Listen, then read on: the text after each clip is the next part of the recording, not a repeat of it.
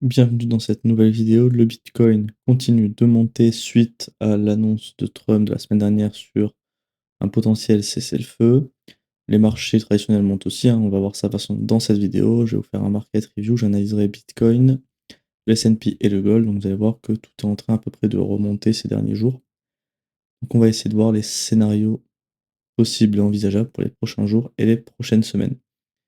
Juste avant de commencer la vidéo, je vous rappelle juste que si vous voulez me soutenir, vous pouvez vous abonner à la chaîne et liker la vidéo. On est bientôt les 100 abonnés sur la chaîne, donc ce serait un petit palier sympathique à passer, donc n'hésitez pas à vous abonner. Pour commencer la vidéo, donc je vais faire Bitcoin sur le daily. J'ai déjà fait le weekly lundi, donc si vous voulez une analyse complète détaillée du weekly sur Bitcoin, n'hésitez pas à aller regarder la vidéo de lundi. Là, pour ce qui est du daily, on avait donc un POI ici, mais je vous rappelle que c'était du complexe pullback, donc ça ne nous intéresse pas tellement pour des trades. C'est pas là qu'on va avoir toutes les probas avec nous. Cependant, alors on est venu mitigate ici, on a eu la réaction baissière suite à ce que je vous dis la semaine dernière, c'est qu'on a vu une belle cascade de liquidité, donc potentiellement ça pouvait alimenter un mouvement baissier. Résultat, c'est cette bougie en fait, le mouvement baissier dû à ces liquidités. Et après, on est revenu faire une autre bougie. Je crois qu'il y a eu des news. C'était quand ça? C'était lundi en fait. Ok, juste l'ouverture. On avait baissé ce week-end. Ce que j'aimerais voir, c'est ce qu'on a invalidé. Ce purée, donc on était à 76,053 et 76,010. Alors là, on l'a pas invalidé, mais je vais quand même aller voir sur Binance pour voir. Voilà. 75 998,9 et 76. Bon, en gros, c'est sur le fil, donc on va dire que ce pioil a été invalidé. De toute façon, je pense que je suis ce genre de. Voilà, il n'y aura rien à chercher plus tard, donc on va le dégager. Maintenant, à quoi on s'attend? Alors, déjà, ici, on va avoir la création de liquidités. Alors, je vais essayer de mettre le bon template. Voilà, tac. Donc, ici, on a eu la création de liquidités. Alors, c'est audio bon, voilà. Entre donc ces deux sommets au sein du PI Weekly. Pour moi, le scénario le plus probable, ou en tout cas celui qu'on aimerait exploiter, hein. Je dis pas que c'est forcément celui qu'on veut parce que ce sera un scénario qui est bearish. Mais je vous rappelle que tout est aligné à la baisse. On a eu un BOS baissier ici. Le choc est baissier depuis les 86 000 $ en daily. On a un PI Weekly ici, donc tout est baissier. Vous voyez pas d'éléments haussiers. Donc ce qui m'intéresserait, ce serait qu'on vienne super ces deux highs et après voir si on peut avoir un potentiel retournement avec un choc baissier pour créer donc de nouveaux POI et des setups de short. Parce que là, actuellement, on crée de la liquidité, donc c'est pas maintenant qu'il faut chercher des shorts. Par contre, si on revient dans le PI Weekly ici, en faisant une belle mèche et qu'on se retourne direct, là, on aura un très beau modèle d'entrée pour après attendre en fait des POI et chercher un trade. Parce que là, de toute façon, vous le voyez, c'est clair, hein. Si on vient prendre la liquidité ici, bon, elle a déjà été prise sur Binance, donc pas vraiment, enfin, on dira qu'elle a été partiellement prise, on va dire, c'était pas une mèche franche, on verra la réaction. Parce que cette bougie quand même qu'on a eu ici est bullish, donc ça c'est quand même une grosse bougie. Donc il faut quand même être vigilant dans la réaction qu'on aura dans cette demande. Là, c'est pas un POI parce qu'on doit flow baissier, mais on a bel et bien une demande ici. Peut-être qu'on pourrait faire quelque chose comme ça. Et après, voilà, ça ce serait le scénario idéal. Maintenant, qu'est-ce que je vous disais? Voilà. Là, on a eu de la liquidité qui a été créée. Si on prend toute cette liquidité, au nord, il y a quoi à chasser? Il n'y a rien. On a juste des inefficiences avec des POI. Mais sinon, vous voyez, il n'y a aucune liquidité. Ici, c'est le premier sommet avec de la liquidité qui va nous intéresser. Après, les 100 000 $, vous devez avoir pas mal d'ordre également. Par contre, si on regarde au sud, est-ce que ça, pour vous, ça ressemble à un bottom? Le fait qu'on ait 1, 2, 3, 4, 5, on a 5 creux. Ça, pour moi, ça ressemble pas à un bottom sur Bitcoin, même si évidemment, on peut passer des mois à créer ce bottom, des années s'il faut. Enfin, on peut probablement qu'il passe des années, mais ça, pour moi, ça ressemble pas à un bottom, donc il y a de fortes chances qu'on vienne faire ça. En tout cas, le premier signal qui invaliderait le scénario baissier, qui est de venir run cette liquidité, ce serait un choc haussier. Parce que tant qu'on ne vienne pas chercher le choc à ce niveau-là, on cherche uniquement des shorts. Donc il n'y a aucun lieu de chercher des longues sur ça, sur du daily. Donc voilà pour ce qui est de l'analyse du daily. Vous voyez que c'est quand même assez clair. Là, on est en train de créer quelque chose de très joli, un beau setup. Maintenant, il faudra attendre qu'on prenne cette zone dans les prochains jours.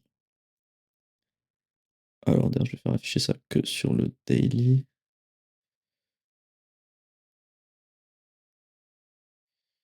Voilà. Hop.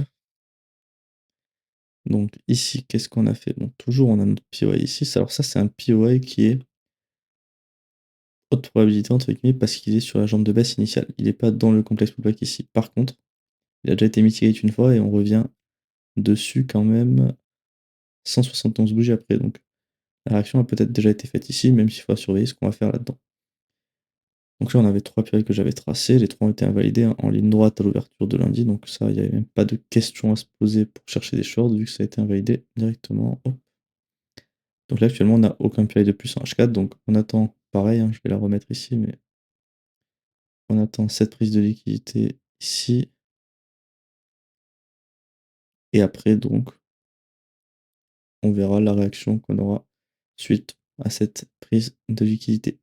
Sinon, je vois rien d'autre. On a des demandes dans cette zone qui peuvent faire des réactions, mais l'order flow est baissier pareil depuis 74 000, donc on cherche uniquement des shorts.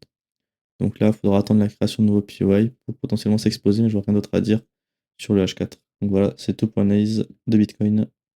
Avant de continuer la vidéo, je vous rappelle que mon algorithme de hedging sur Bitcoin est toujours disponible.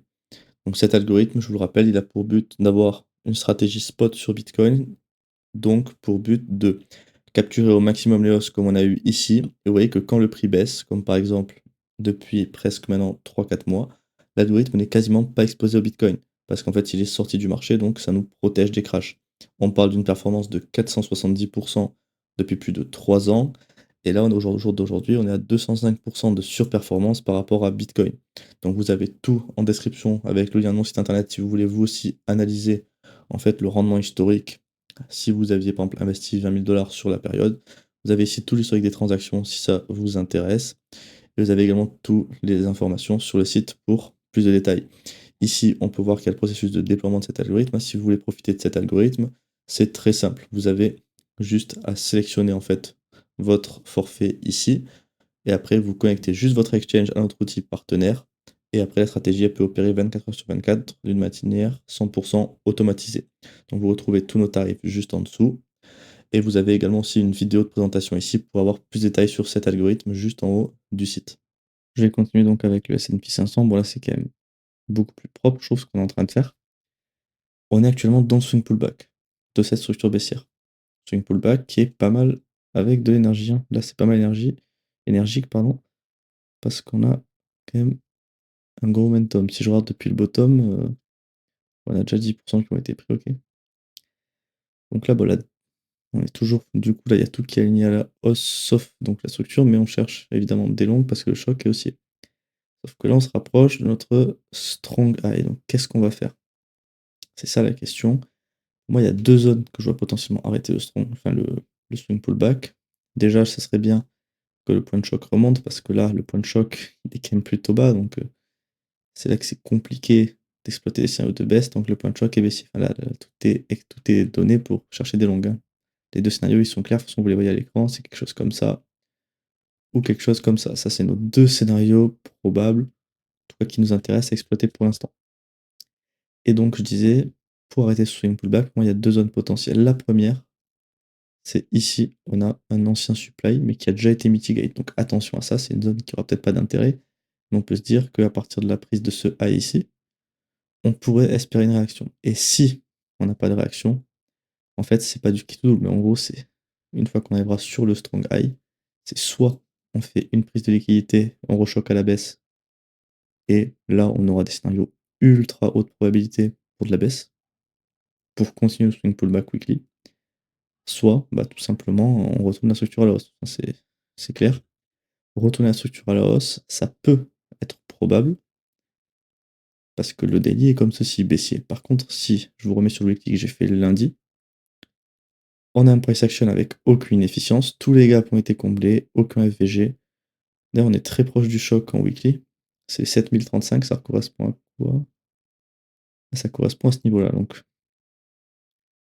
je vais juste identifier ce niveau en mettant choc weekly parce que ça m'intéressera. Alors, on va grossir un petit peu le texte.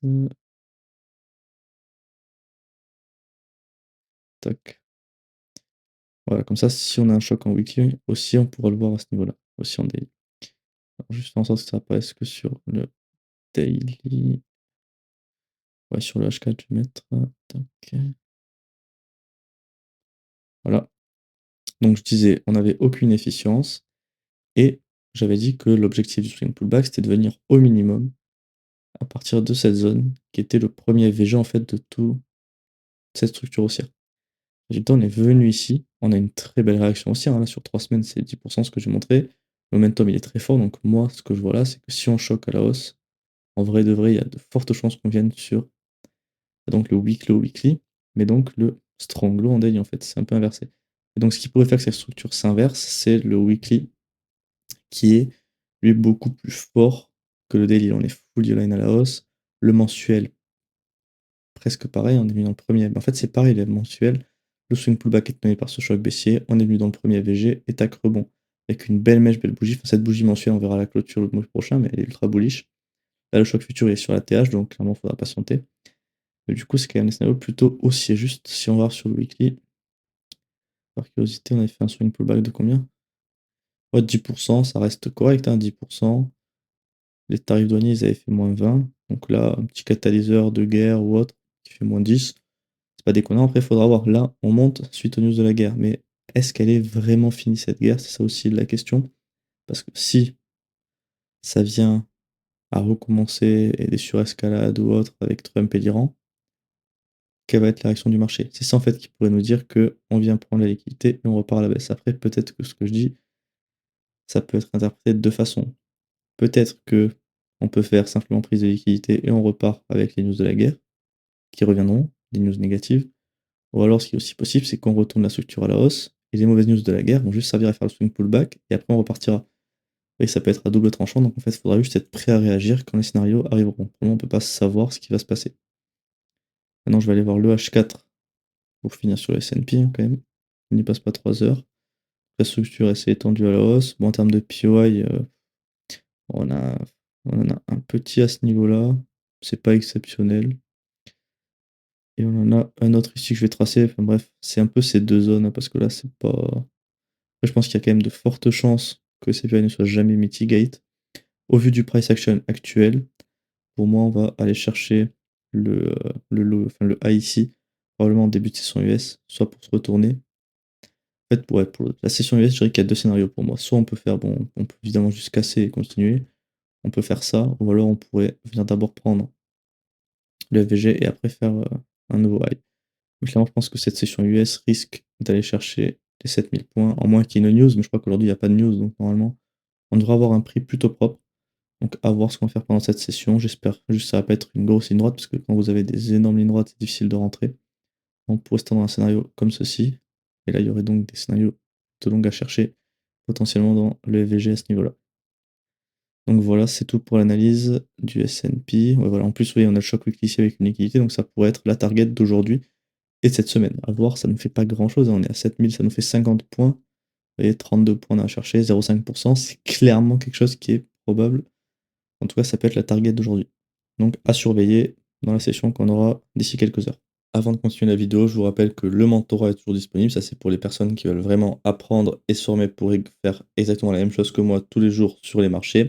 Donc, vous pouvez avoir trois formules distinctes ici, hein, si vous voulez payer mensuellement, trimestriellement ou annuel. Vous pouvez également faire des paiements en crypto. Vous avez accès donc à deux formations offertes dans ce mentorat avec des briefs mensuels privés. Je réponds également à toutes vos questions. Vous pouvez faire des appels avec moi. Et donc, ce sera des cours vidéo pédagogiques. Vous aurez également accès au groupe privé, donc en fait via Discord, pour discuter. Je vous mets aussi plein de ressources dedans, donc n'hésitez pas à nous rejoindre si vous voulez vraiment apprendre à maîtriser les marchés. Pour finir avec le gold, donc je vais pas y passer 3 heures parce que normalement il n'y a pas grand chose qui a changé sur le daily. On a invalidé ce scénario, donc ça au moins ça dégage. On a un nouveau POI ici pour chercher des shorts, donc clairement le scénario il est toujours comme ceci. Bon, on va le mettre ici, hein. Le gold, de toute façon, je vais pas changer ce que j'ai dit, je vais pas passer 3 heures pour une simple et bonne raison, c'est que sur du daily H4, vous avez des éléments qui sont pour du long, d'autres qui pour du short. Certes, on a plus d'éléments short en daily, parce que c'est l'order flow qui va dicter notre analyse, entre guillemets. Mais structurellement parlant, il y a beaucoup d'éléments qui peuvent nous dire que c'est la fin de la baisse et qu'on pourrait revenir choquer à la hausse. Donc c'est pas un price action ultra intéressant. Donc clairement, il vaut mieux laisser attendre un choc ou une mitigation. En tout cas, au minimum, la mitigation, vous voyez que tant qu'on n'est pas à ce niveau-là, Ça sert à rien de passer 3 ans. Là, vous voyez que ça fait maintenant ça fait 23 jours qu'on a nos périodes de tracé et il se passe rien. Donc clairement, on monte, mais il y a rien à exploiter sur le daily. Donc on va voir en H4. Voilà, en H4, déjà, il y a un scénario qui s'est réalisé. Donc lundi, on devait être par là. Je vous avais dit quoi? Que le scénario actuel, c'était de faire quelque chose comme ceci. Résultat, on est venu dans le POI H4 et on a donc fait un nouveau high. Par contre, une belle mèche, donc attention à ce que va faire cette mèche. Structure interne qui se perpétue en même temps que notre choc. Donc là, on a un nouveau POI où on est actuellement. Et on en a également un deuxième ici. Tac, j'arrive à le mettre. La structure est toujours baissière. Ça pourrait acter la fin du swing pullback. Attention. Je regarde. Non, donc on n'a rien ici. On a quand même le FVG Daily hein, qui peut évidemment rejeter ce prix. Par contre, ça pourrait donc acter la fin du swing pullback. Mais pour ça, il faudra au minimum avoir un choc ici. Chercher donc des shorts. Et ce creux ici, qui est donc le stronglow de notre structure interne qui a été perpétué ici, qui pourrait être un deuxième point. Si le prix vient faire ça, là, on aura des scénarios baissiers ultra haute probabilité. Parce qu'encore une fois, c'est exactement comme Bitcoin. Est-ce que vous avez de la liquidité au nord, à part le high ici ou autre? Là, regardez, on monte un escalier. En fait, quand vous montez en escalier, vous laissez beaucoup de liquidité derrière vous. Et ça, c'est des zones qui attirent le market maker pour tout simplement faire du volume. Là, vous voyez qu'on a pris la liquidité, toutes les liquidités au nord. Ce high a été pris, ce high a été pris, celui-là aussi, celui-là aussi. Donc maintenant, en fait, tout l'intérêt, il est là. On a 1, 2, 3, 4, 5, 6, 7. On a une dizaine de zones, clairement, plus ou moins intermédiaires avant le huis clos ici. Et comme la structure est baissière, bah évidemment, on s'attend à quoi? À ce que ce lot soit cassé dans le futur. Donc, où c'est que le swing pullback va mettre fin, ça on peut pas savoir. En tout cas, actuellement, vu que le choc est haussier, on est toujours sur les scénarios haussiers qui sont bah, comme ceci. On aurait quelque chose comme ça. Ou quelque chose comme ça. Bon, on peut dire jusqu'au POI Daily et H4. Enfin, c'est ancien suppé H4 pour qui a un ancien POI Daily. Ça peut être donc nos zones d'intérêt pour ce swing pullback. Donc voilà, c'est à peu près tout ce que j'ai à dire. Il n'y a pas eu trop de changements sur le gold, on est toujours dans le swing pullback. Donc voilà pour le gold. Je vous remercie d'avoir regardé cette vidéo. Surtout n'oubliez pas de vous abonner à la chaîne et de liker la vidéo si le contenu vous plaît et pour me soutenir. Vous pouvez également activer la cloche des notifications pour être averti des dernières analyses publiées. Et n'hésitez pas à faire dans l'espace commentaire vos suggestions d'analyse. Si vous auriez d'autres assets que vous aimeriez que j'analyse, je peux faire n'importe quoi tant que c'est sur TradingView. Et également, n'hésitez pas à me suggérer d'autres timeframes. Si vous voulez que je fasse des points mensuels ou intraday avec du M15, n'hésitez pas à me le mentionner dans l'espace commentaire.